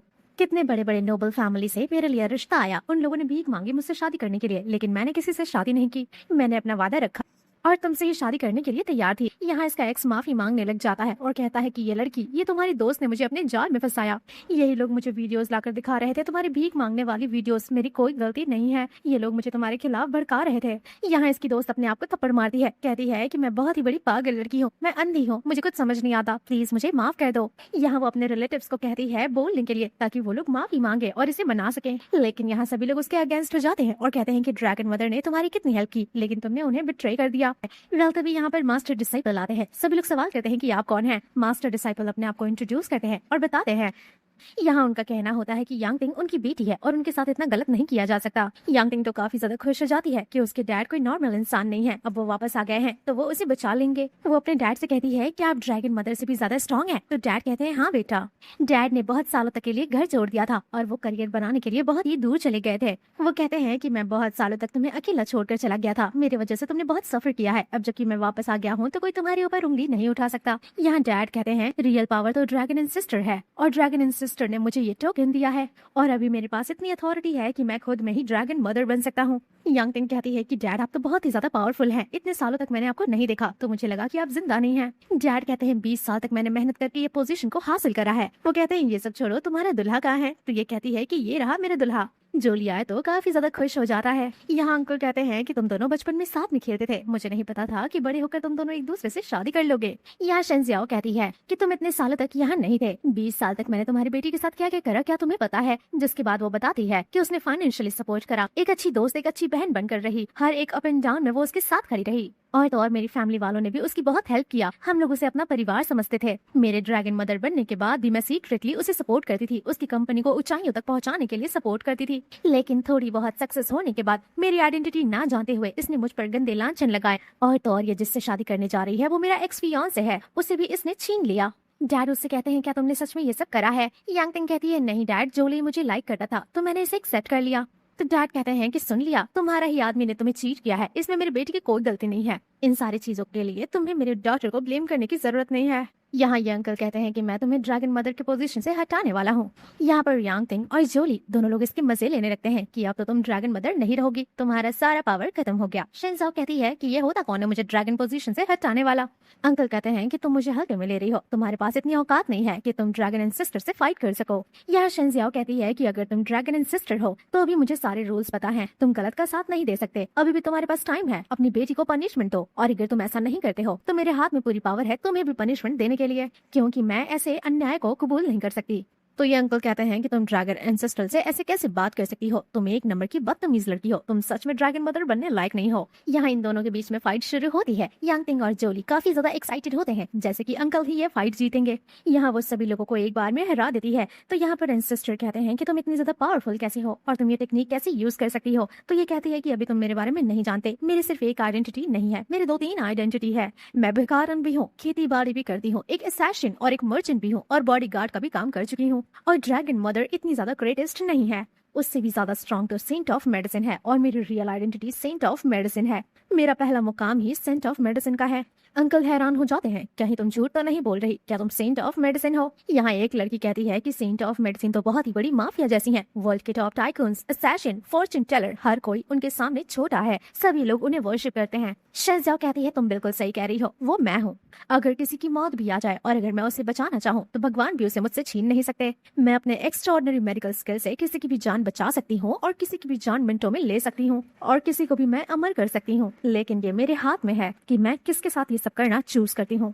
यहाँ एक अंकल कहते हैं कि मेरी बीवी ऑलमोस्ट मरने ही वाली थी, सेंट ऑफ मेडिसिन ने उनकी जान बचाई थी, लेकिन वो ऐसा मास्क नहीं पहनती, वो थोड़ी अलग दिखती हैं।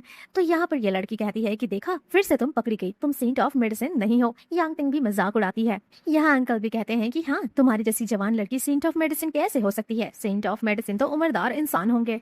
जिसके बाद ये अपने असली रूप में आती है और कहती है बताओ अब मैं सेंट ऑफ मेडिसिन हूँ कि नहीं? तो वो अंकल कहते हैं हाँ तुम सही कह रही हो, यही लेडी ने मेरी बीवी की जान बचाई थी। सभी लोग अपने घुटनों पर बैठकर बो करते हैं और काफी खुश होते हैं कि ये सेंट ऑफ मेडिसिन है। यहाँ अंकल का ईगो इतना ज्यादा हर्ट हो जाता है कि वो अपना मैजिक पावर यूज करते हैं इस लड़की को हराने के लिए और एक बार में हार जाते हैं और मुस्लिम की मौत करीब आ जाती है। जोली और यहाँ यांग तिंग कहती है कि तुमने मेरे फादर के साथ क्या किया? तो ये कहती है कि हेवन ने इसे पनिश किया है और अब ये बच नहीं सकता। ये कहती है मेरे डैड की जान बचाओ नहीं तो मैं तुम्हें कभी माफ नहीं करूंगी। तो ये कहती है तुम होती कौन हो मुझे माफ करने वाली, तुम्हारी क्या औकात है? ऐसा कहकर थप्पड़ मारती है। यहाँ वो अपने एक्स से कहती है कि अगर तुम मेरे लिए लॉयल होते तो आज तुम एक बहुत ही अच्छे हस्बैंड होते, ड्रैगन मदर के हस्बैंड, लेकिन तुम्हें कुत्ता बनना पसंद था, तो चलो बनते रहो कुत्ते। मेरा हस्बैंड बहुत ही अच्छा है, बहुत ही लॉयल है और बहुत ही हैंडसम है। वो सभी लोगों को यहाँ से ले जाने के लिए कहती है और उम्र कैद कर देने के लिए कहती है कि कभी उन्हें सूरज भी देखने का मौका ना मिले। यांग तिंग माफी मांगता है लेकिन वो किसी की बात नहीं सुनती। फाइनली हस्बैंड आता है और कहता है क्या ये सब कुछ सच है, क्या मैं इतना ज्यादा लकी हूँ? ये कहती है क्या ये सब देखने के बाद भी तुम्हें भरोसा नहीं हो रहा। तो वो कहता है हाँ हाँ अब मुझे भरोसा हो गया है कि तुम तो लेजेंडरी हो। यहाँ छोटा भाई यूमिंग कहता है कि मुझे लगा था कि मेरा भाई ड्रैगन मदर से शादी कर रहा है तो मैं सेंट ऑफ मेडिसिन से शादी कर लूंगा, लेकिन आप तो दोनों हो, मेरे भाई को ही सारी बेनिफिट्स मिल रही है। तभी शेंजियाओ कहती है चिंता मत करो, अगर मैं एक तोहफा खरीदूंगी तो मैं तुम्हारे लिए भी खरीदूंगी, मैं तुम दोनों को इक्वली ट्रीट करूंगी, तुम मेरे छोटे भाई जैसे हो, हर चीज मैं तुमसे शेयर करूंगी, लेकिन सिर्फ तुम्हारे भाई के साथ सोऊंगी। यूमिंग हंसने लग जाता है और थैंक यू कहता है। यहाँ मॉम कहती है कि ये तो वंडरफुल है, मैंने सोचा भी नहीं था कि मेरी बेटी इतनी ज्यादा पावरफुल वेल कैपेबल लड़की है। ये अपने मॉम से कहती है आपने इतने सालों मेहनत करके काफी ज्यादा कुछ कमाया है, अब आपको रिटायरमेंट लेने की जरूरत है, अपनी जिंदगी एंजॉय करिए और ट्रिप पर जाइए। मॉम कहती है लेकिन मेरी एक आखिरी विश है कि मुझे 2 छोटे छोटे से बच्चे चाहिए, यानी कि पोता पोती। तो ये कहती है कि हाँ वो बहुत जल्द ही हो जाएगा और इसी के साथ स्टोरी की हैप्पी एंडिंग होती है। तो ड्रामा कैसा लगा कमेंट करके बताएं। हम मिलते हैं आपसे अगली वीडियो में, तब तक के लिए take care, bye bye and thank you for watching.